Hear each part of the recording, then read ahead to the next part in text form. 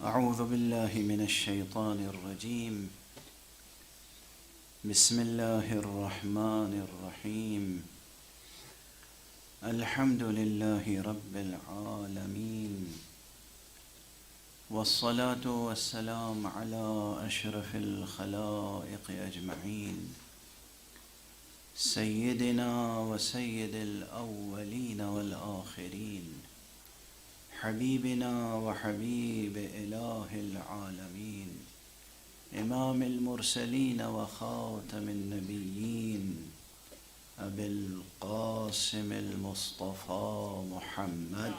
اللهم صل على محمد وآل محمد وعلى أهل بيته الطيبين الطاهرين الهداة المهديين المعصومين المظلومين، واللعنة الدائمة على أعداء الحق والدين. أما بعد، فقد قال الله تعالى عز اسمه في محكم كتابه ومتقن خطابه. بسم الله الرحمن الرحيم. ومن الناس من يشري نفسه ابتغاء مرضات الله والله رؤوف بالعباد. صدق الله العلي العظيم. اللهم صل على محمد وآل محمد. ایک اور بلندتر صلوات. اللهم صل على محمد وآل محمد. یہ مجلسیں جو اللہ والوں کی یاد میں منعقد ہوتی ہیں، یہ اللہ کی طرف ایک پکار ہوتی ہیں، یہ اللہ کی طرف دعوت ہوتی ہیں، یہ اللہ کی طرف بلانے کے لیے اذان ہوتی ہیں. یعنی آپ کی اور ہماری یہ پوری تحریک اعضاء ایک مجسم اذان ہے. اس اذان کو سن کر حضور حق میں پہنچنے کی سعی و کوشش کرنا اور محمد اور آل محمد کی سیرت پر چل کر بارگاہ الہی میں باریاب ہونا، یہ عین صلاۃ ہے.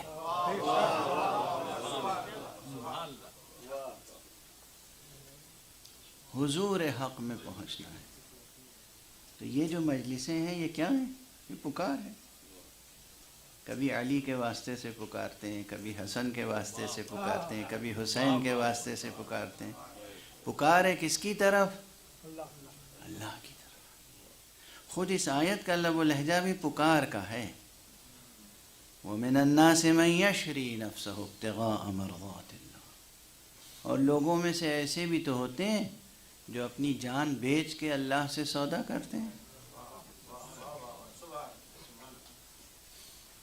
یہ درست ہے کہ شأن نزول کے اعتبار سے یہ آیت کریمہ امیر المؤمنین علی ابن ابی طالب علیہ السلام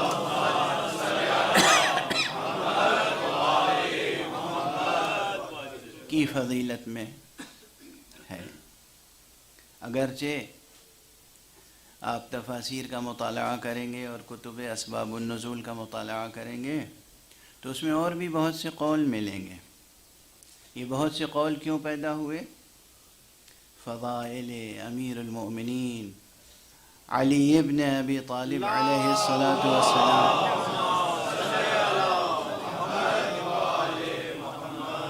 پر پردے ڈالنے کے لیے واضعین نے، درباری مفسروں نے، سرکاری راویوں نے، سیاسی مفسروں نے پردے ڈالنے کے لیے اقوال وضع کیے. یہ تو میں عرض کرتا ہوں، بہت بار عرض کر چکا ہوں. میرے یہ جملے تو جوانوں بچوں کو یاد ہو گئے ہوں گے، لیکن میں خدا کو حاضر و ناظر جان کے کہتا ہوں، جس کا جب جہاں جی چاہے مجھ سے مناظرہ کر لے اور جس کا جب جہاں جی چاہے مجھ سے مباہلہ کر لے.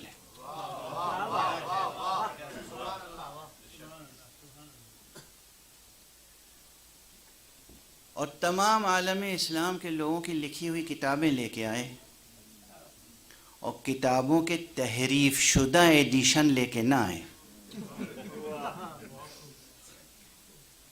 معلوم کتاب لکھی گئی تھی 1000 برس پہلے اور اس کا جو ایڈیشن چھپا 600 برس پہلے 500 برس پہلے، اس میں تو موجود ہے نام علی. اور اب جو نئی ایک ٹیم بیٹھی پوری تحقیق کے لیے، اسے نظر آیا کہ نہیں وہاں غلطی سے نام علی آ گیا تھا، اب اس ایڈیشن میں حذف کر دیا گیا. تو یہ جو ایڈیشن اور ایڈیشن کے مقابلے میں کیا ہوتا ہے لفظ ریاضی میں؟ سبٹریکشن. یہ جو ہو رہا ہے نا ایڈیشن اور سبٹریکشن، یہ جو ہے اس نے دنیا کو ڈبو رکھا ہے. اور تحقیقی نگاہ واقعہ اگر ہو، اگر آپ دیکھیں کہ اصلی ایڈیشن یا مخطوطات پر نگاہ ڈالیں، جو مینوسکرپٹس ہیں اس کو دیکھیں، جو ریئر ایڈیشنز ہیں جو اب میوزیمز میں رکھے ہوئے ہیں، جس تک ہر آدمی کا ہاتھ نہیں پہنچتا، اس کو اٹھا کے دیکھیں. اور جو ہم جیسے فقیروں کی لائبریریوں میں پرانے نسخے موجود ہیں، آئیں ہمارے پاس آ کے دیکھیں تو انہیں ملے گا کہ یہ آیت امیر المؤمنین علی ابن ابی طالب علیہ السلام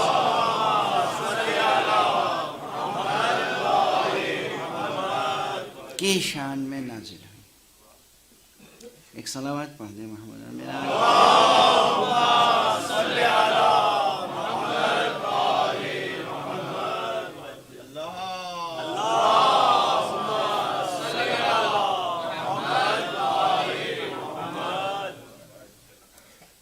ایک اور صلوات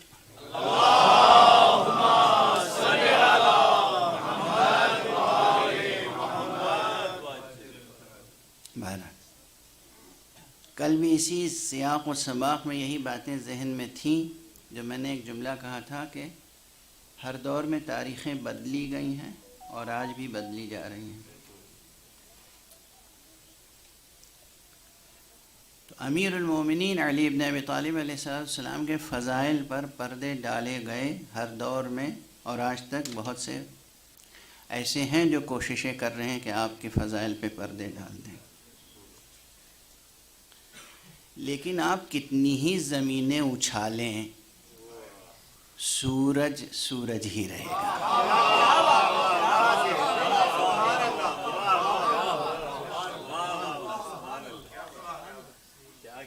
کتنی ہی زمینیں آپ اچھالیں، سورج سورج ہی رہے گا. تو اتنے فضائل امیر المؤمنین ہیں جن پہ پردہ نہیں ڈالا جا سکتا.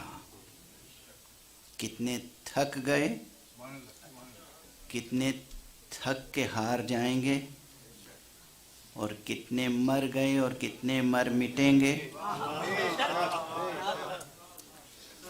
مگر امیر المؤمنین امام المتقین خلیفۃ رب العالمین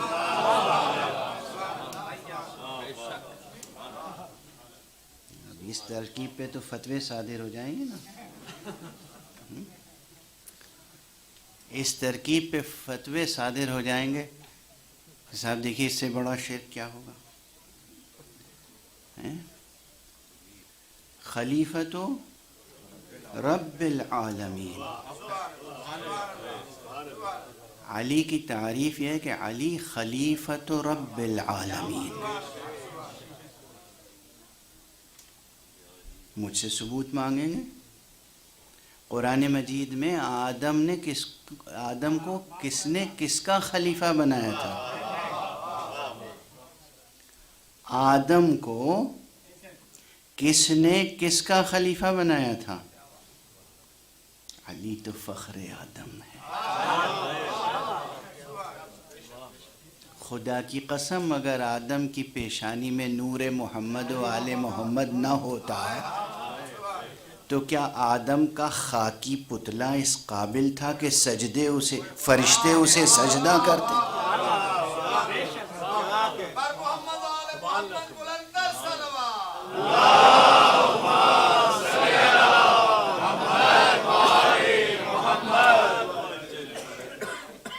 یہ سب آیات اور روایات کی روشنی میں عرض کر رہا ہوں، ایک ذرا سا غلو نہیں ہے، ایک ذرا سا غلو نہیں ہے اس میں۔ یہ حقیقت کا سادہ ترین بیان ہے۔ علی علی ہیں، کتنی آیتیں ان کی فضیلت میں ہیں۔ حضرت ابن عباس سے کیا روایت ہے، اور دوسرے علماء مفسرین اور اصحاب سے کیا روایت ہے، کتنی آیتیں ہیں علی کی شان میں اور کتنی حدیثیں ہیں علی کی شان میں۔ سب سے بڑی گواہی حضرت امام نسائی کی ہے۔ مثلا حضرت امام نسائی ائمہ اہل سنت والجماعت میں سے ہیں، ائمہ حدیث بیان کرنے والوں میں بڑا رتبہ ہے۔ جب انہیں یہ معلوم ہوا کہ شام میں، دیار شام میں صبح کی توہین ہوتی ہے، جب انہیں یہ معلوم ہوا کہ شام کے اندھیروں میں سحر کا نور پہچانا نہیں جاتا،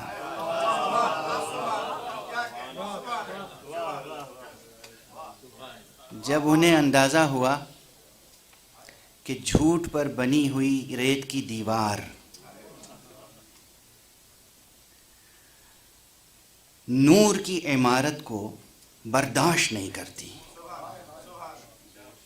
بلکہ اس کی تعریف بھی برداشت نہیں کرتی، اس کی طرف ایک اشارہ بھی برداشت نہیں کرتی، صاف صاف کہہ دوں کہ جب انہیں یہ علم ہوا کہ دمشق میں جہاں بنو امیہ کی حکومت قائم تھی، اسلام کی حکومت تھوڑی قائم تھی، بنو امیہ کی حکومت قائم تھی، اسلام کی حکومت تو ابھی روئے زمین پر قائم نہیں ہے، اسلام کی حکومت قائم ہوگی، ہم منتظر ہیں۔ مسلمانوں کی حکومتیں ہیں،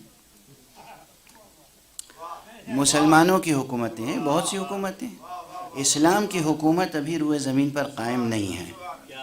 اسلام کی حکومت بس اس عرصے میں قائم رہی جب محمد ابن عبداللہ صلی اللہ علیہ وسلم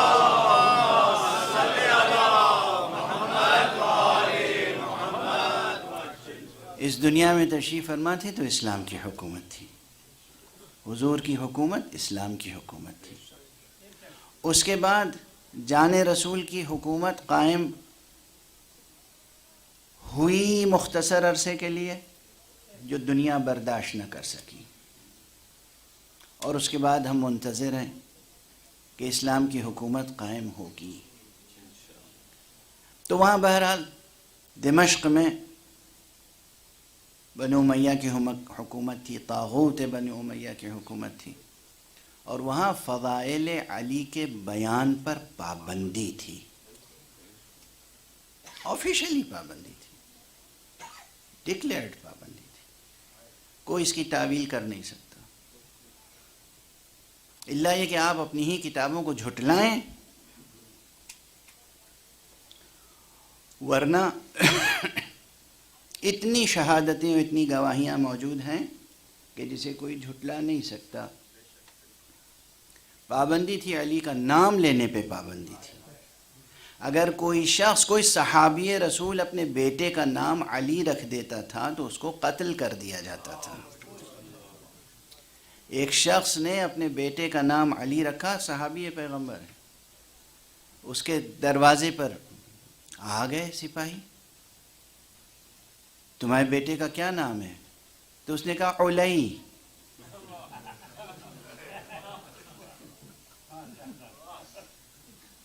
املا تو وہی نا، عین لام، یہ اسے علی پڑھیے یا علی پڑھیے، اس نے کہا علی نام رکھا ہے۔ اس دور سے گزرا ہے، نام بچے کا بدل دیا تو بچے کی جان بچ گئی، باپ کی آبرو بچ گئی۔ اس دور سے تاریخ اسلام گزری ہے، تاریخ مسلمین گزری ہے۔ اب لوگ تنزیہ کرتے ہیں اور جو کچھ کہتے ہیں وہ کہتے ہیں، لیکن اپنی کتابیں خود ہی پڑھ لیں، اس کے بعد زبان کھولیں تو اچھا معلوم ہوتا ہے۔ ورنہ اب اس وقت جو ایسے لوگوں کے لیے الفاظ ہیں نا، وہ ممبر سے تو میں کہہ نہیں سکتا ہوں۔ بہرحال اس دور سے تاریخ گزری کہ علی کا نام نہ لیا جائے، کوئی نام اپنا علی نہ رکھے، اولاد کا نام علی نہ رکھے، علی کے فضائل کا انکار ہو، اور جو آیتیں علی علیہ السلام کی فضیلت میں نازل ہوئیں اس کی شان نزول بدلی جائے، اور یہاں تک کوشش ہوئی، اور یہ ریکارڈڈ ہے تاریخ میں کہ جو فضیلت علی میں یہی ہے آیت شریف، یہ روایت گڑھنے کے لیے پیسے دیے گئے کہ اس کو یہ ثابت کرو کہ یہ قاتل علی کی شان میں ہے۔ یہ آیت قاتل علی کی شان میں نازل ہوئی ہے، اور جو نعوذ باللہ 100,000 بار نعوذ باللہ جو کسی فاسق کی شان میں آیتیں نازل ہوئی تھیں، اسے ثابت کرو کہ یہ علی کی شان میں ہے۔ سوچئے کس دور سے گزرا ہے اسلام، اور اس کی چھوٹی چھوٹی مثالیں اب بھی مل جائیں گی، آس پاس دیکھ لیجئے، مثالیں اب بھی مل جائیں گی۔ تو بہرحال یہ اس لیے میں نے گزارش کی کہ جس کو بھی شوق ہو، ذوق ہو مناظرے کا، مباحلے کا، یہ فقیر حاضر ہے۔ ہمارے لیے تو شرف ہے کہ زبان پر نام علی ہو، اور ہم دفاع کر رہے ہوں حق علی سے، اور کوئی آئے اور ہمیں قتل کر کے چلا جائے۔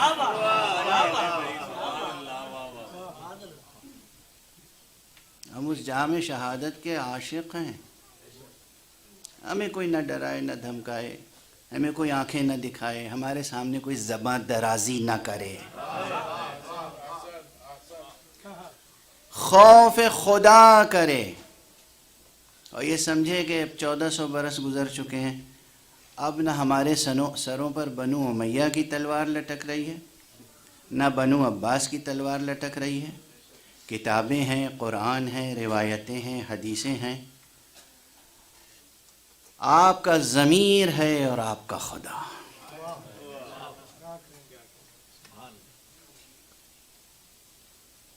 ہم میں سے ہر ایک مسئول ہے۔ حدیث پیغمبر ہے صلی اللہ علیہ وآلہ وسلم،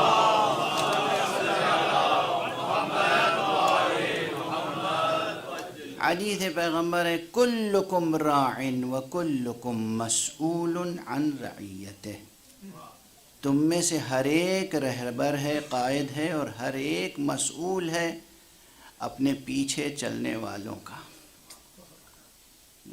جو اس کی رعیت ہے، جو اس کے فالوورز ہیں، جو اس کے پیچھے چلنے والے ہیں، اس کا ذمہ دار ہے۔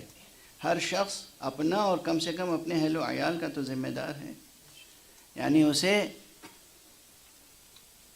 خود اپنے نفس کو اس یقین کے رتبے تک پہنچانا ہے، اس یقین کے درجے تک پہنچانا ہے، حقائق کا یقین پیدا کرنا ہے، خود حقیقتوں کو پہچاننا ہے خود، اور اپنے اہل و عیال کو کم سے کم پہچانوا دینا ہے کہ دیکھو اللہ ہے، اور اللہ کے بعد وہ ہے جو اللہ کا پتہ دینے والا ہے، اور جو اللہ کے پتہ دینے والے کو محفوظ رکھنے والا ہے۔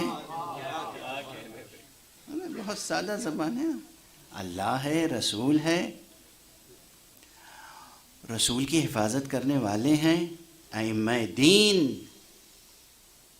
ائمہ اہل بیت، جن میں سب سے پہلی شخصیت اور سب سے بڑی شخصیت اور بارز ترین شخصیت سید الاولیاء سید الاوصیاء امام المتقین امیر المؤمنین یعصوب الدین علی ابن ابی طالب کی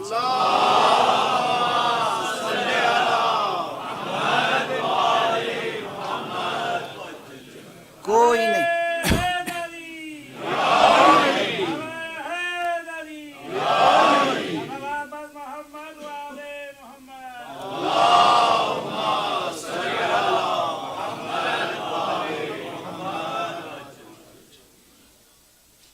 ہاں بس یہ کہ تاریخ کو اور حدیث کی کتابوں کو اور روایتوں کو بے تعصبی سے پڑھے انسان، حق کی خاطر، اللہ کی خاطر.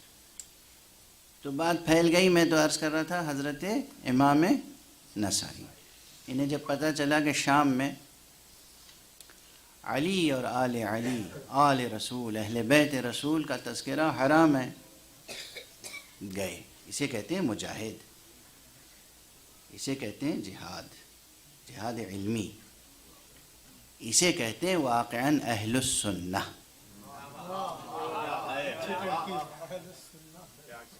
اس میں جان بوجھ کر میں نے والجماعہ نہیں بڑھایا ہے.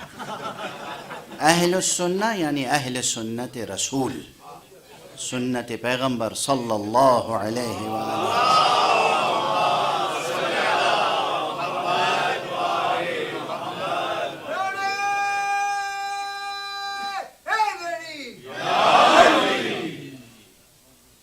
اسے کہتے ہیں عالم، اسے کہتے ہیں محدث، اسے کہتے ہیں صادق، اسے کہتے ہیں امین. گئے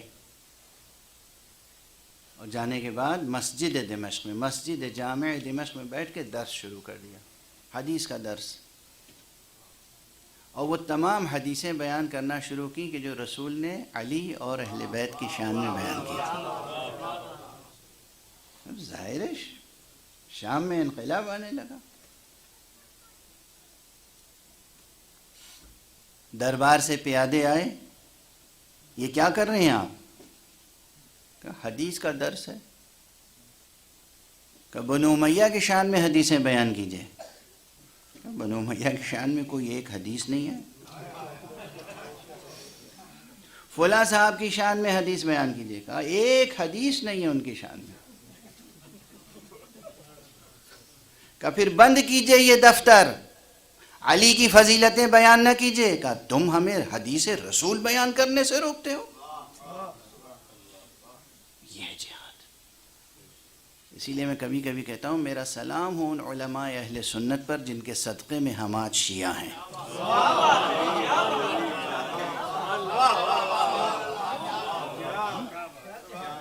میں تعصب نہیں رکھتا ہوں، بالکل نہیں، تعصب کی بات نہیں، تعصب کی گنجائش ہی نہیں ہے.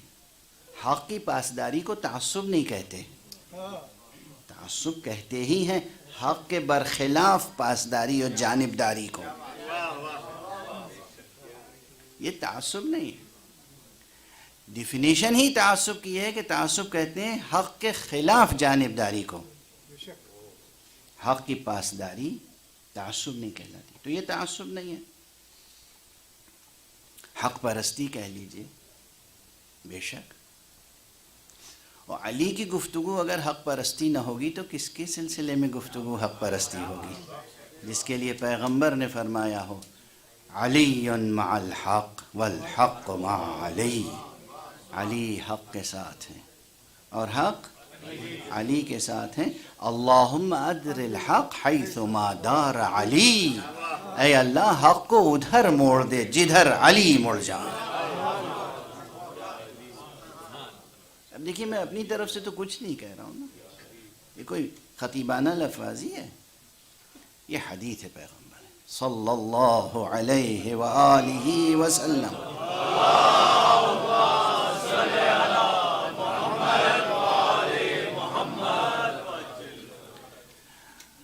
یہ حدیث اس سے ملتی جلتی حدیث، بلکہ صدر حدیث جو ہے وہ ایک صحابی کی شان میں اور ہے. آپ پوچھتے ہیں ہم سے کہ ہم صحابہ کا تذکرہ نہیں کرتے. سنیے ہماری زبان سے صحابہ کا تذکرہ. ایک صحابی ہے جس کا نام ہے عمار یاسر. کیا صحابی، جس کی مادر گرامی تاریخ اسلام کی پہلی شہیدہ ہے، جس کے والد بالکل شروع میں شہید ہونے والوں میں ہیں، کلمہ لا الہ الا اللہ پر، عشق مصطفیٰ میں. یہ جناب عمار یاسر، ان کی شان میں بھی ایک یہی حدیث ہے، عمار مع الحق والحق مع عمار.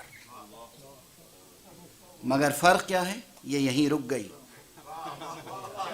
عمار حق کے ساتھ ہے اور حق عمار کے ساتھ.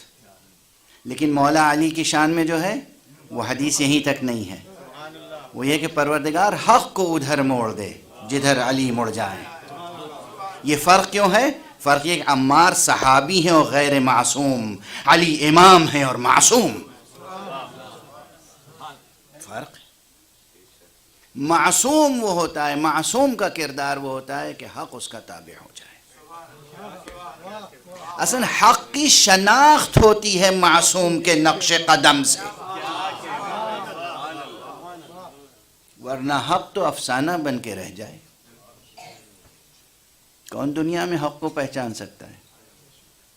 دنیا میں حق کو کون پہچان سکتا ہے؟ ذرا آئے وہ صاحب نظر، آئے میرے سامنے کوئی دیدہ ور، آئے میرے سامنے کوئی دانشور، آئے اور دکھائے مجھے حق. حق افسانہ بن کے رہ جائے اگر معصوم کردار اس کی شناخت کے لیے موجود نہ ہو.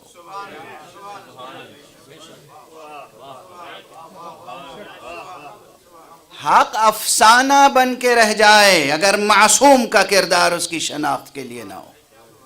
معصوم ایک ضرورت ہے حق کی. اس لیے عصمت اور حقیقت عصمت اور نظریہ عصمت اور عقیدہ عصمت کی مخالفت نہ کرو. اس سے تمہاری بد باطنی ظاہر ہوتی ہے.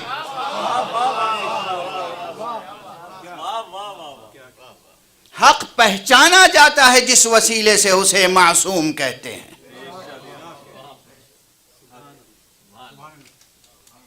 ورنہ کس شخص کے ذریعے سے میں حق پہچانو گے؟ لاؤ کوئی وسیلہ. کس وسیلے سے حق پہچانو گے؟ حق تو کہانی بن جائے گا، افسانہ بن جائے گا، چیستہ بن جائے گا. حق پہچانا جائے گا تو معصوم کردار سے. اس لیے امیر المؤمنین کے لیے کہا. کون امیر المؤمنین؟ وہی امیر المؤمنین جن کے لیے فرمایا تھا علی مع القرآن والقرآن مع علی.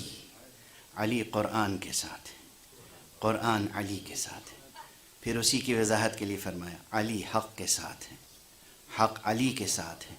اور اس کے بعد علی کی عصمت کبریٰ کو پہچنوانے کے لیے کہا پروردگار حق کو ادھر موڑ دے جدھر علی مڑ جائے.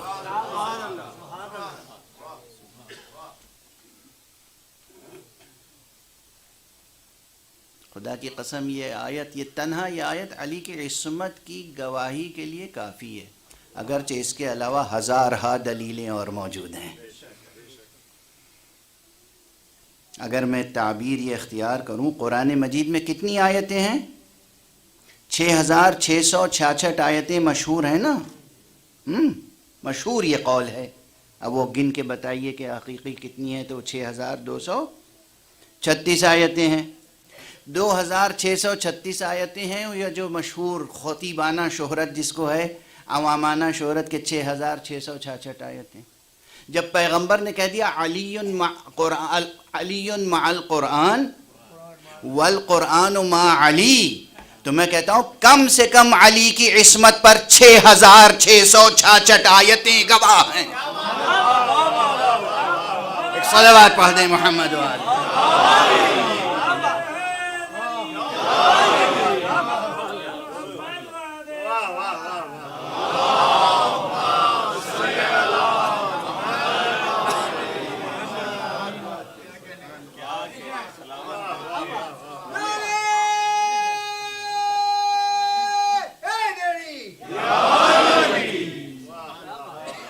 ایک اور بلند صلوات پڑھ دیں محمد.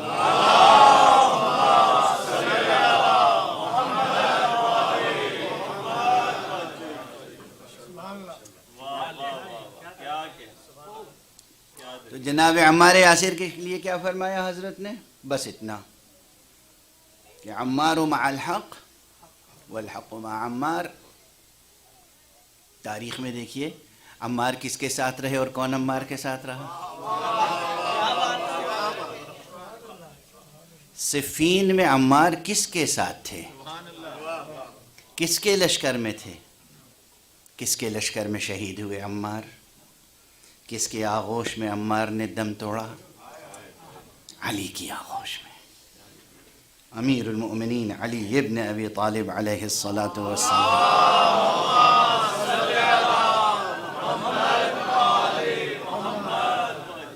کے ساتھ آپ کے دشمنوں سے جہاد کرتے ہوئے عمار نے جان آفری کے سپرد کی. اور اس لیے اپنے اس عمل سے، اپنی زندگی سے، اپنی موت سے ثابت کر دیا کہ وہ حق کے ساتھ رہے اور حق ان کے ساتھ رہا. تو علی معیار حق ہیں.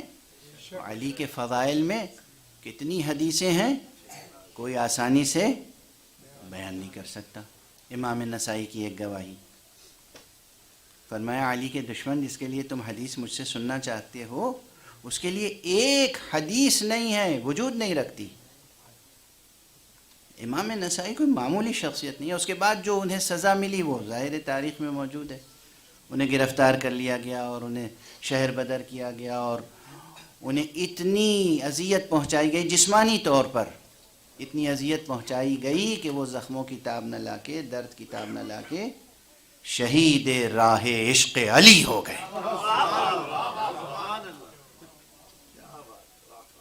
شہید ہو گئے.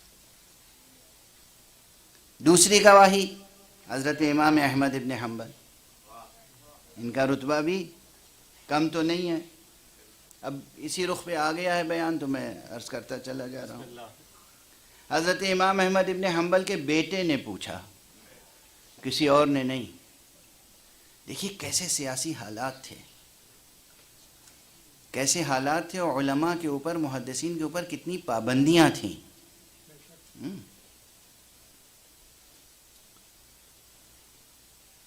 ایک ذرا سی جھلک اس کی جب ہمارے ملکوں میں الیکشنز ہوتے ہیں نا تو جو عوام پہ ایک بوجھ ہوتا ہے اور ذمہ دار لوگوں پہ جو ایک بوجھ ہوتا ہے، ایک پابندی ہوتی ہے کہ ان کو ووٹ دینا، ان کو ووٹ نہ دینا، اور جس طریقے سے وہ سیاسی، یہاں تک کہ میں نے سنا ہے کہ ذمہ دار لوگوں کو بلا بلا کے اذیتیں دی جاتی ہیں کہ خبردار ہمارے حکم کی خلاف ورزی نہ ہو، ہم نے جس کو کہا ہے اسی کو ووٹ دینا اور اپنے پورے علاقے کے لوگوں کا ووٹ اسی کو دلوانا جس کو میں کہہ رہا ہوں. یہ سب ہوتا ہے نا ابھی. تو یہ ایک تسلسل ہے، یہ آج کی ایجاد تھوڑی ہے، یہ تاریخ میں ایک مسلسل بات ہے. علی کا نام لے لینا، علی کا نام نہ لینا، علی کا نام نہ لینا. یہ محدثین اکثر خاموش رہتے تھے، یہاں تک کہ بیٹے کو پوچھنا پڑا، بابا لوگ آپ کے بارے میں شک و شبہے میں مبتلا ہیں، کہتے ہیں کہ علی ابن ابی طالب کی محبت نہیں ہے انہیں، یہ ان سے برگشتہ ہیں وغیرہ وغیرہ. کئی گفتگویں ہیں. کہا بیٹے تم کیا کہہ رہے ہو، یہ کیسے ممکن ہے، یہ کیسے ممکن ہے؟ کہا اچھا تو بتائیے کہ آپ کا علی ابن ابی طالب کے بارے میں کیا نظریہ ہے؟ صحابہ کے مراتب آپ کی نگاہ میں کیا ہیں؟ اب ذرا دیکھیے گا. جب بیٹے نے یہ پوچھا کہ بابا آپ کی نظر میں صحابہ کے مراتب کیا ہیں، تو کہا سب سے افضل حضرت ابو بکر ہیں، ان کے بعد حضرت عمر ہیں، اس کے بعد حضرت عثمان ہیں، اور کہہ کے خاموش ہو گئے. حضرت احمد ابن حنبل.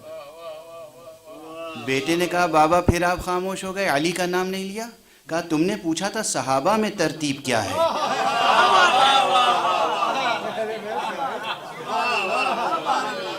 اس کے بعد ایک جملہ کہا ہے کہ علی ابن ابی طالب اس گھرانے سے ہیں جس کے مقابلے میں کوئی آ ہی نہیں سکتا.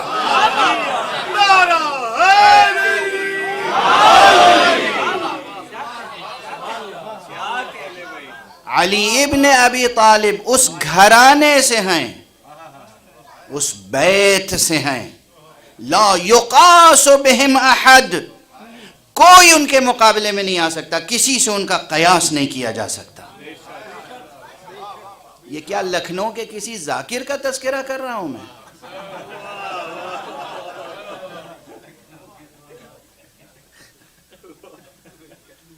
یہ کیا حضرت میر انیس کا کوئی مصرع سنا رہا ہوں آپ کو؟ یہ حضرت امام احمد ابن حنبل کا ارشاد ہے، وہ حضرت امام نسائی کا قول، یہ حضرت امام احمد ابن حنبل کا قول. علی اس گھرانے سے ہیں کہ ان کے مقابلے میں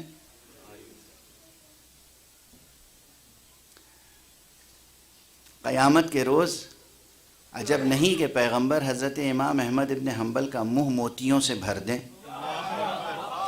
کیونکہ انہوں نے کہا علی اس گھرانے سے ہیں. جب گھرانے سے تذکرہ ہوتا ہے نا تو اس میں باپ سب سے پہلے آتا ہے. ایک صلوات پڑھ دیجئے محمد وآلہ.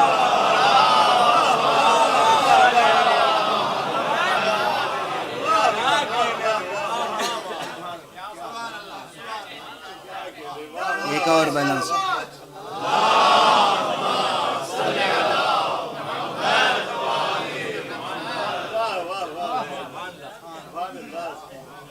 وہ اس گھرانے سے ہیں، وہ اس گھرانے سے ہیں کہ جن سے کسی کا موازنہ نہیں ہو سکتا، کسی کا مقابلہ نہیں ہو سکتا. یہ ہے علی. بہرحال گفتگو کو روک رہا ہوں. علی علی ہے. زمین کی تمام تہیں اور آسمانوں کی تمام بلندیاں اگر پر کر دی جائیں فضائل علی لکھ لکھ کر، تب بھی دفتر فضائل علی مکمل نہیں ہو سکتا. جن کی شان میں یہ آیت نازل ہوئی کہ وَمِنَ النَّاسِ مَن يَشْرِي نَفْسَهُ ابْتِغَاءَ مَرْضَاتِ اللَّهِ، اور لوگوں میں سے وہ بھی ہوتے ہیں کہ جو اپنے نفس کو بیچ دیتے ہیں، اللہ کی مرضیاں خرید لیتے ہیں. آیت کے آخر میں ہے وَاللَّهُ رَءُوفٌ بِالْعِبَادِ، اور اللہ اپنے بندوں پر بہت مہربان ہے.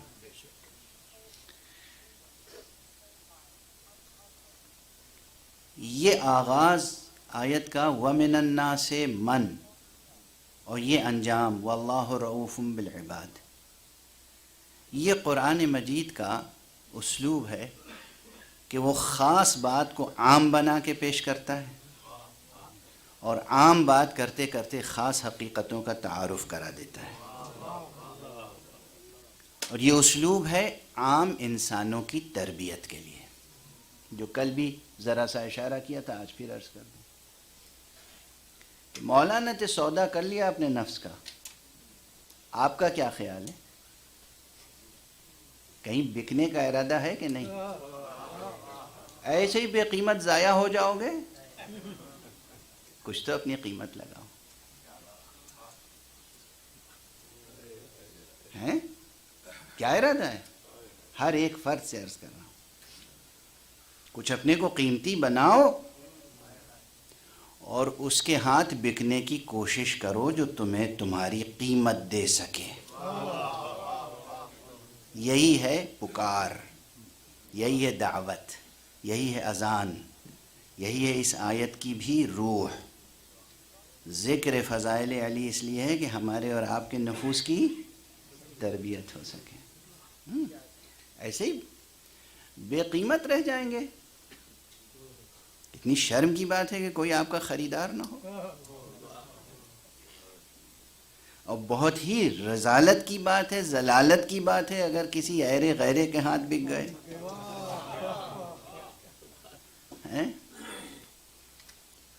خریدنے والی ذات جو ہماری آپ کی ہے وہ ایک ہی ہے. اللہ سے سودا کریں خودی کا. چلو چلیں مصر کربلا میں، خدا سے سودا کریں خودی کا. کم سے کم یہ ایک مصرع یاد رکھیے گا اس فقیر کا. تو آپ کو اور ہمیں سب کو اپنے نفس کی تربیت کرنی ہے. یہ ہر سانس جو ہے نا یہ نظر مولا کرنی ہے، جو کہ بہت مشکل ہے.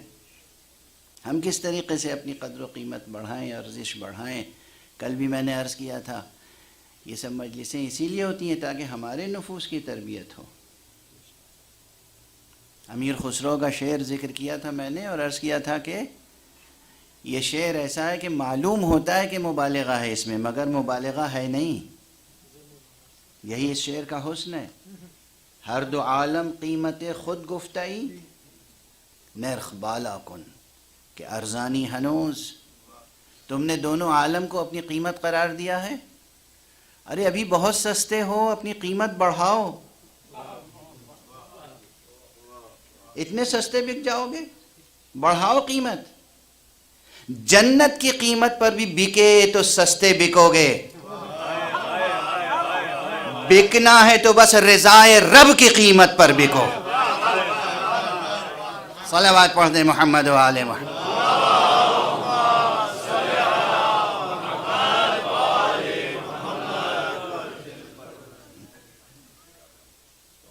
سمجھ رہے ہیں آپ کیا عرض کر رہا ہوں؟ ہم میں سے اور آپ میں سے ہر ایک سے قرآن کا خطاب ہے نا. اس خطاب کا دو رخ ہے. ایک رخ ہے علی کی فضیلت بیان کرنا، ایک رخ ہے ہماری اور آپ کی تربیت. ہمارے لیے صلاح عام ہے، صلاح عام ہے یاران نقتداں کے لیے. یہ صلاح عام، یہ دعوت عام. اور اسی لیے بہت سے مواقع پر واقعاً پروردگار عالم نام لکھ سکتا تھا.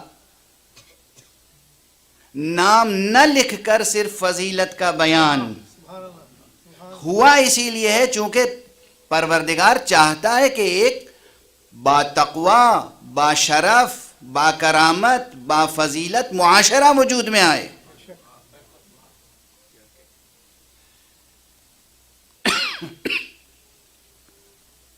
اس لیے فضائل کو بیان کرنے اور سننے کا بھی ایک ہدف ہونا چاہیے. اللہ سبحانہ و تعالی، جیسے میں اکثر کہتا ہوں کہ ہماری نمازوں کا محتاج نہیں ہے، اور مولا امیر المومنین بھی ہماری منقبت خوانی اور فضیلت خوانی اور سخن رانی کے محتاج کچھ بھی نہیں. بے نیاز خدا کے بے نیاز بندے ہیں. یہ اپنی بے نیازی سے پہچنوا گئے کہ وہ کیسا بے نیاز ہے. علی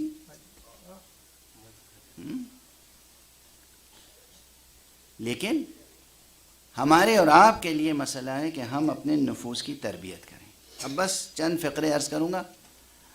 جو بات ذہن میں ہے مفصل، ایک بہت بڑا مفصل مضمون ہے، لیکن وہ ممبر پہ آنے کے بعد ہمیشہ تنگی وقت کا احساس بڑھ جاتا ہے کہ آپ کے ذوق کی بھی رعایت کرنی ہے، بات بھی کہنی ہے، بالکل تشنا نہ رہ جائے گفتگو، اس کا بھی خیال رکھنا ہے. اور مکمل تو ہو نہیں سکتی لیکن کسی حد تک بات کنوے تو ہو جائے، اس کا بھی خیال رکھنا ہے. تو ایک بات یاد رکھیے کہ ہم اور آپ سب کے سب جب امیر المومنین علی ابن ابی طالب علیہ السلام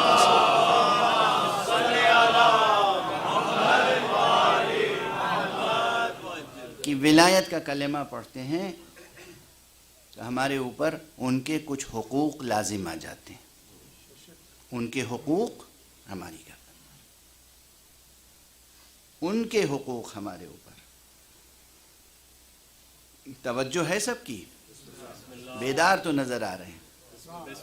ایک چھوٹی سی ایسی مثال دے دوں کہ جو لوگ بھولیں نہیں. دو اجنبی گھرانے ہیں، دو اجنبی خاندان ہیں، دو اجنبی فرد ہیں، ایک مرد ہے، ایک عورت، ایک لڑکی، ایک لڑکا. نہ اس کا حق کوئی اس پر، نہ اس کا حق اس پر. ٹھیک ہے نا؟ ادھر آ کے عقد پڑھا انکحتو قبلتو، اب اس کے حقوق اس پر اور اس کے حقوق اس پر. یہی ہوتا ہے نا.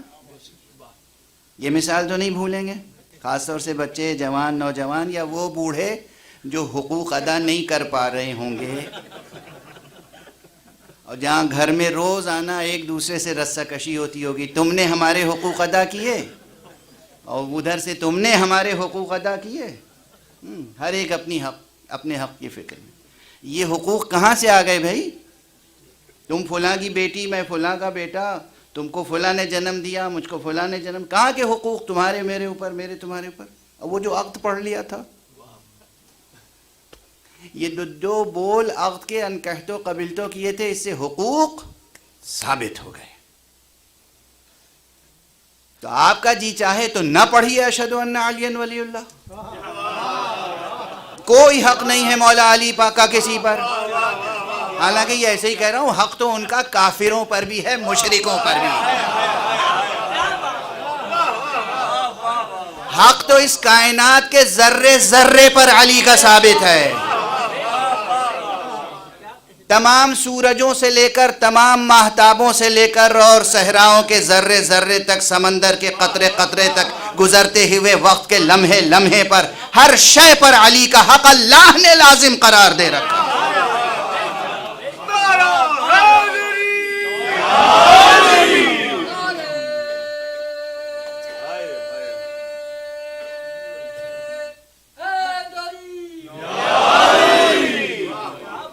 لیکن کہنے کا مطلب یہ کہ جی چاہے کافر ہو جاؤ، ہو جاؤ، مشرک ہونا ہے ہو جاؤ، فاسق ہونا ہے ہو جاؤ، مت پڑھو اشہد ان علی ولی اللہ. مگر جب پڑھ لیا اشہد ان علی ولی اللہ، اب عقد ہو گیا. اسے کہتے ہیں عقد ولایت.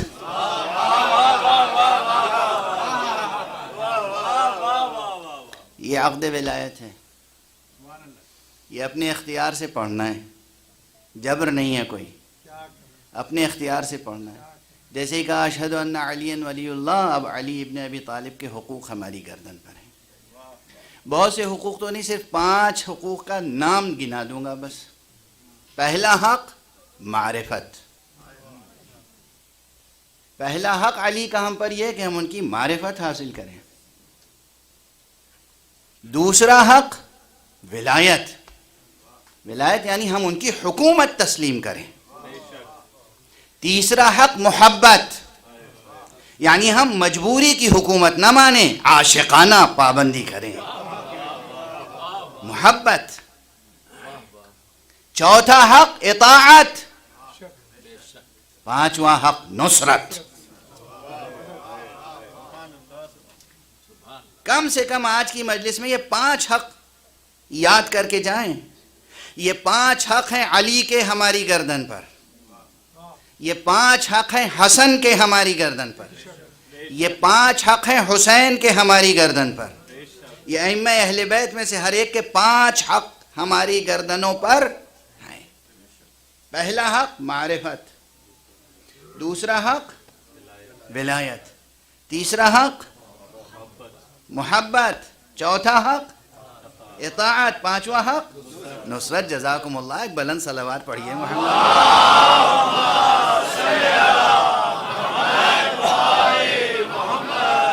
ایک اور بلند صلوات پڑھ دیجیے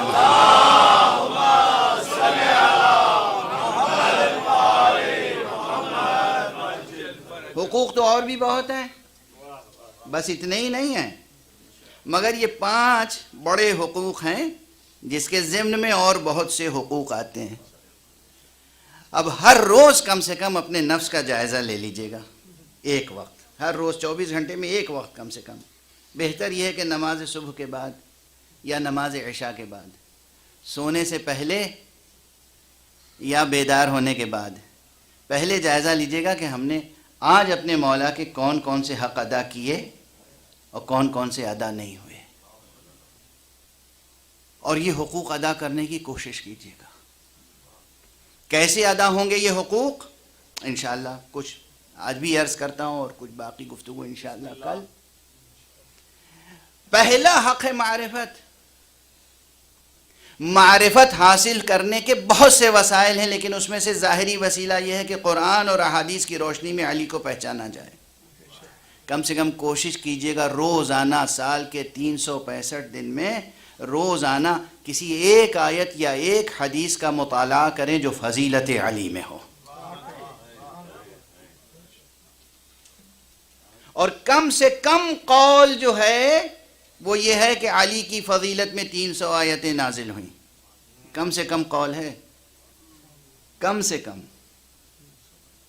300 آیتیں امیر المومنین علی ابن ابی طالب کی فضیلت میں نازل ہوئیں، تو سال بھر گزر جائے گا ایک ایک آیت پر غور کرنے میں۔ اور اگر ہمارے جیسے کند ذہن طالب علم کی طرح آپ نے غور کرنا شروع کیا تو ایک ایک آیت پر سال بھر گفتگو ہو سکتی ہے، ایک ایک آیت پر۔ علی کی فضیلت میں آیتیں، اور وہ بھی قرآن کی آیتیں۔ معرفت حاصل کریں، ہر روز کوشش کریں کہ کوئی ایک آیت علی کی فضیلت میں جاننے کی کوشش کریں، پوچھیں علماء سے، دیکھیں کتابوں میں علی کی فضیلت میں کون سی آیت ہے، علی کی فضیلت میں کون سی حدیث ہے، پیغمبر نے کیا فرمایا۔ اور یہ آیت اور حدیث کا ایک مزاج ہوتا ہے، اس کے اندر ایک جوہریت ہوتی ہے، چونکہ رسول کا کلام اور خدا کا کلام زندہ کلام ہے، اسے جب بھی پڑھیں گے ایک نئی روشنی، نئی تازگی، نئی زندگی ملے گی، جب بھی پڑھیں گے۔ یعنی یہ کہ یہ آیت تو کل پڑھ چکے ہیں، نہیں آج پھر پڑھیے، ذرا دیکھیے، دل لگا کے پڑھیے تو اسی آیت سے نئی روشنی سامنے آئے گی۔ کبھی یہ مثال دی تھی، اس وقت پھر دے دوں۔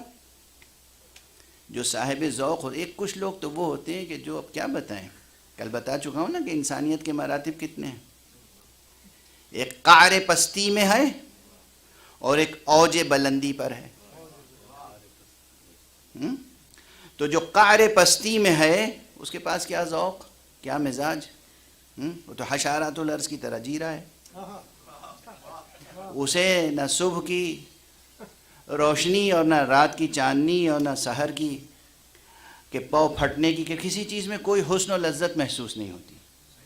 لیکن جو باذوق انسان ہے، متوازن انسان ہے، اس کے سال کے 365 دن اسے لے جائیے میدان میں، اور جب سورج طلوع ہوتا ہے تو ہر روز کا سورج نیا معلوم ہوتا ہے۔ کبھی کوئی باذوق انسان طلوع صبح کے منظر سے اکتاتا نہیں، اکتاہٹ نہیں ہوتی، اکتاہٹ نہیں ہوتی، ہر روز کا سورج نیا نظر آتا ہے۔ یہ آیات آفاق ہیں اور وہ آیات قرآن، جیسے ہر روز نکلنے والا سورج نیا معلوم ہوتا ہے، ویسے ہی وہی آیتیں ہیں قرآن کی، مگر روز پڑھو نئی آیتیں معلوم ہوتی ہیں، بشرطے کہ ذہن زندہ ہو، دل بیدار ہو، ذوق سلیم ہو، عقل سلیم ہو، صراط مستقیم ہو۔ تو ہر روز معرفت پیدا کریں، علی کی معرفت، کوئی ایک آیت، کوئی ایک حدیث ضرور پڑھیں مولا علی کی شان میں۔ زندگی گزر جائے گی ایک لطف کے ساتھ، ہر روز معلوم ہوگا۔ آپ آج سے یہ عادت ڈالیں، کل سے دیکھیں گے آپ کی زندگی میں معلوم ہوگا کہ ایک نیا سورج داخل ہو گیا ہے، نئی روشنی، اور پھر آپ ترس کھا کے چپ ہو جائیں گے ان لوگوں کے خلاف جو علی کو نہیں پہچانتے، ترس کھا کے ان کی بات ہی کرنا چھوڑ دیں گے۔ وہ بلندی نصیب ہو جائے گی نا کہ آپ کو نظر آئے گا کہ یہ بیچارہ اس پستی سے علی کی بات کر ہی نہیں سکتا۔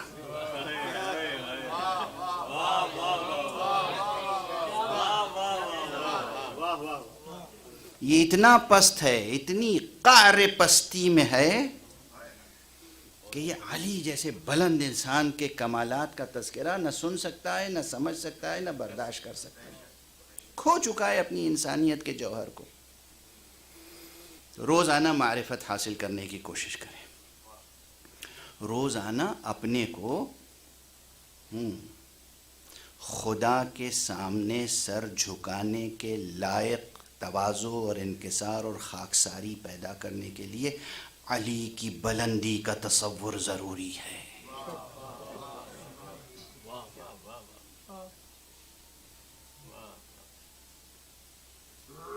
علی کتنے بلند تھے اور کس طرح خاک پہ پیشانی رکھتے تھے، کس طرح کہتے تھے سبحان ربی الاعلی و بحمدہ، سبحان ربی الاعلی، سبحان ربی الاعلی و بحمدہ۔ علی کی آواز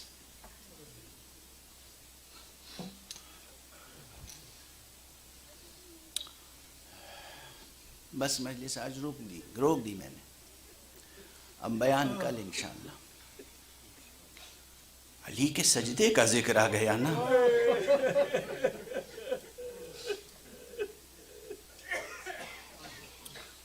علی کا سجدہ، کس طرح آپ نے سجدے میں ضربت کھائی ہے۔ پروردگار آپ کی آنکھوں کو کبھی غم علی اور آل علی میں خشک نہ رکھے، اللہ آپ کی آنکھوں کو ہمیشہ نم رکھے، ہمیشہ یہ اشک باری جاری رہے، ہمیشہ یہ ماتم یہ سوگواری برقرار رہے۔ قیامت میں خدا کی قسم وہی آنکھیں پر نور ہوں گی جو غم محمد و آل محمد میں اشک بار ہوئی ہوں گی اس دنیا میں۔ علی کا سجدہ 19ویں رمضان کی صبح کی نماز کا سجدہ، جس میں آپ نے اپنے سر اقدس پر ابن ملجم کی اسلام کو مٹا دینے والی ضرب کو روکا ہے۔ علی نے اپنے فرق مبارک پر اسلام کو مٹا دینے والی ضربت کو روکا ہے۔ علی نے اپنا سر قربان کر دیا مگر اسلام بچا لیا۔ اور جب حسن اور حسین آقا کو لے کے گھر پہ تشریف لائے ہیں تو یقیناً ایک کوہرام برپا تھا۔ زینب کی آواز بلند تھی، واہ ابتا واہ جدہ واہ اماں واہ علیہ واہ وصیہ، ایک آواز بلند۔ بیت الشرف میں تشریف لائے، طبیب کو بلایا گیا، ادھر آپ کے کچھ چاہنے والے آپ کے قاتل کو بھی گرفتار کر کے لے آئے۔ رسیوں سے بہت سخت باندھا تھا قاتل کا ہاتھ۔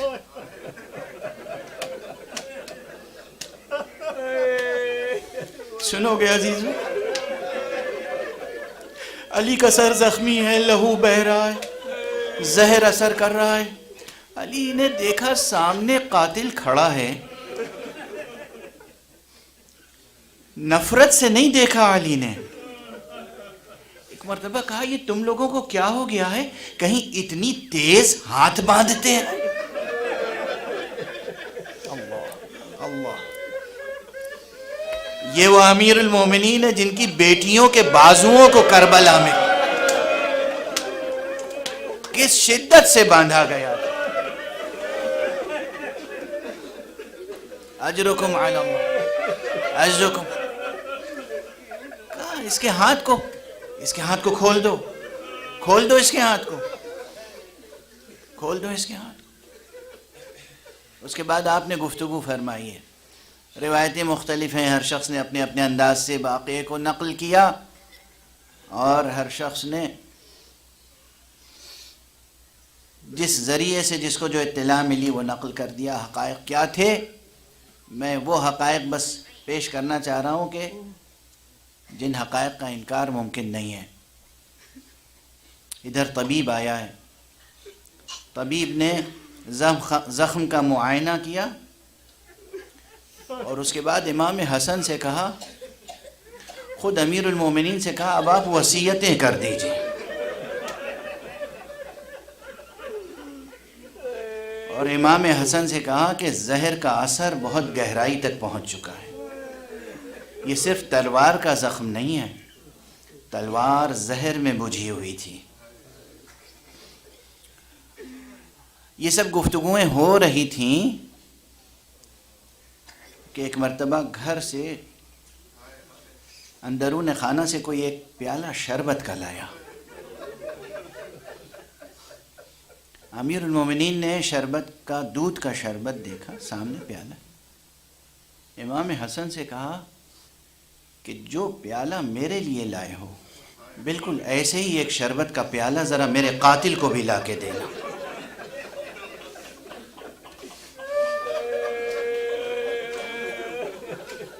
یہ ہے علی.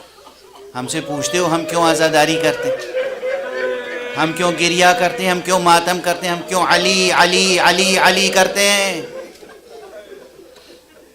نہ سمجھو بے مہری برتنے والوں، بے معرفتوں، علی کی معرفت تو پیدا کرو. یہ علی، یہ علی، یہ علی وہ ہیں خود زندگی کے آخری لمحات ہیں گویا اپنے قاتل کو دودھ کا شربت پیش کرنے کا حکم دے رہے ہیں،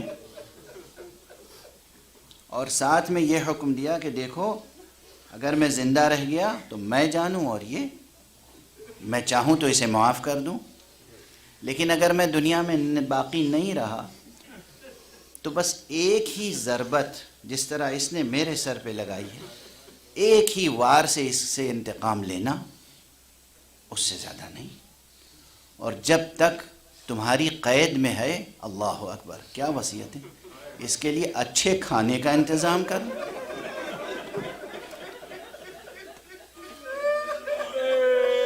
تاریخ میں نے خود پڑھا ہے اپنی آنکھوں سے، اس کے لیے نرم بستر کا انتظام کرنا. یہ وہ امیر المومنین ہیں جو کبھی خود نرم بستر پر نہیں سوئے، جنہوں نے نرم روٹی کا نوالا تناول نہیں فرمایا. اور خود تو خود یہ وہ امیر المومنین ہیں جنہیں علم ہے کہ کربلا میں ان کی آل و اولاد پہ کیا مصیبتیں گزرنے والی ہیں. انہی کے ہم نام ان کے پوتے علی ابن الحسین کے نیچے سے بستر کھینچ لیا جائے. ان کے ہم نام ان کے پوتے علی اصغر جو واقعاً شیرخوار بچہ ہوگا، اس کے لیے امام حسین پانی طلب کریں گے اور پانی کے بجائے اسے تیر کا نشانہ بنایا جائے.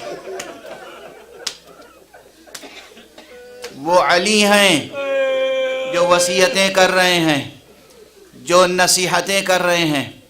آپ نے ایک طویل وصیت کی ہے جسے سب نے سنا، اور کچھ خصوصی وصیتیں بھی کی ہیں. بس میں 2 فقرے کہہ کے گفتگو ختم کر دوں گا. آپ گریہ فرما رہے ہیں، علی نے وصیتیں کی ہیں. ایک عمومی وصیتیں کی تمام امت کے لیے، کچھ خصوصی وصیتیں کی امام حسن سے، کچھ خصوصی وصیتیں کی امام حسین سے، کچھ خصوصی وصیتیں کی جناب زینب سے.